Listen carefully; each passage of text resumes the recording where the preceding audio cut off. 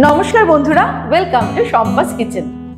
আজকে নিয়ে হাজির হয়েছি চটজলদি একটা ব্রেকফাস্ট রেসিপি। চটজলদি বলাটা ভুল, এটাকে সুপার ফাস্ট ব্রেকফাস্ট রেসিপিও আমরা বলতে পারি। বাড়িতে থাকা মাত্র 3 থেকে 4টে ইনগ্রেডিয়েন্টস দিয়ে তৈরি করব, আর খুব তাড়াতাড়ি তৈরি হবে।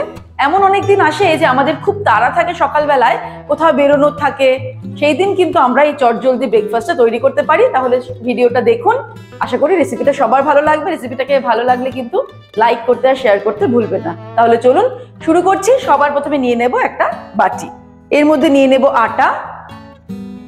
2 কাপ পরিমাণে আটা নিয়ে নিলাম।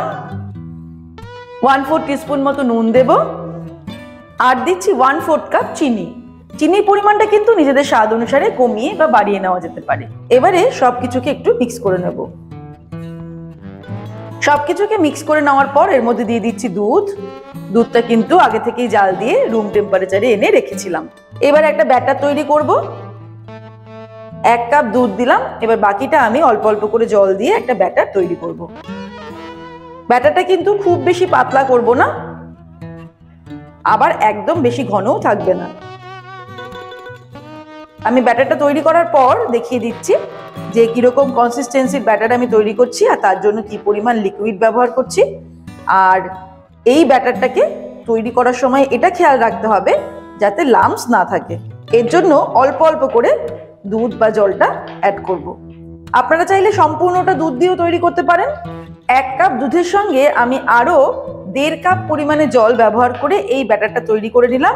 এবারে আমি দেখিয়ে দিচ্ছি ব্যাটারের কনসিস্টেন্সিটা কেমন হয়েছে। তার জন্য একটা ডাবু হাতা নিয়ে নেব। এই হাতাটা আমাদের রান্না করতেও কাজে লাগবে। এই যে ঠিক এইরকম একটা কনসিস্টেন্সি হচ্ছে। এটা কিন্তু একদম পাতলাও নয়, আবার ঘনও নয়, এরকম। এবারে আমরা চলে যাব পরের স্টেপে।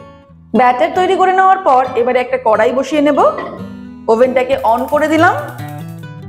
আপনারা চাইলে বাড়িতে থাকা ফ্রাইং প্যান অথবা তাওয়া ব্যবহার করেও কিন্তু এই রান্নাটা করতে পারেন।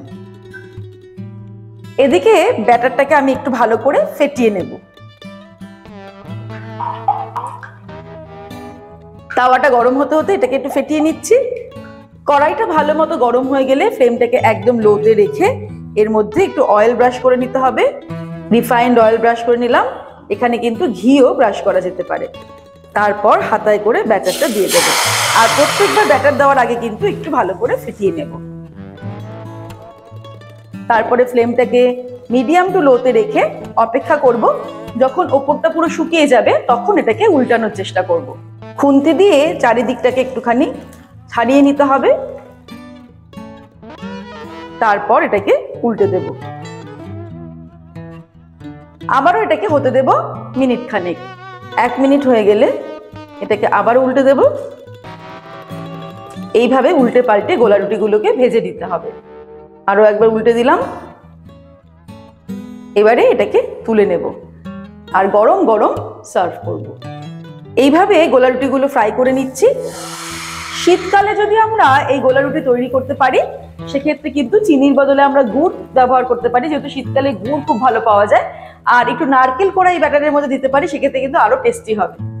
তাই শীত হোক, গ্রীষ্ম হোক বা বর্ষা হোক, চটজলদি ব্রেকফাস্ট তৈরি আমরা এইভাবে করে নিতে পারি। যেদিন আমাদের সকালবেলায় খুব তাড়া থাকবে, এই গোলা রুটিটা আমরা শুধু শুধুই সার্ভ করতে পারি। এমনকি সন্ধ্যাবেলাতে চায়ের সঙ্গেও কিন্তু গোলা রুটি খেতে বেশ ভালো লাগে। তৈরি হয়ে গেল আমাদের ছোটবেলার স্মৃতি বিজড়িত চটজলদি ব্রেকফাস্ট রেসিপি গোলা রুটি। এই সহজ উপায়ে তৈরি গোলা রুটি যেমন আমরা সকালবেলার ব্রেকফাস্টে সার্ভ করতে পারি, ঠিক তেমনই সন্ধ্যাবেলার টিফিনের জন্যও কিন্তু আমরা সার্ভ করতে পারি। আজকের এই রেসিপিটা ভালো লাগলে লাইক করতে আর শেয়ার করতে ভুলবেন না। আর এরকমই দারুণ দারুণ রেসিপির আপডেট পাওয়ার জন্য শম্পাস কিচেন চ্যানেলটিকে সাবস্ক্রাইব করে নিন। ভালো থাকবেন, সুস্থ থাকবেন। আমি আবার হাজির হব নতুন নতুন রেসিপির সঙ্গে। নমস্কার।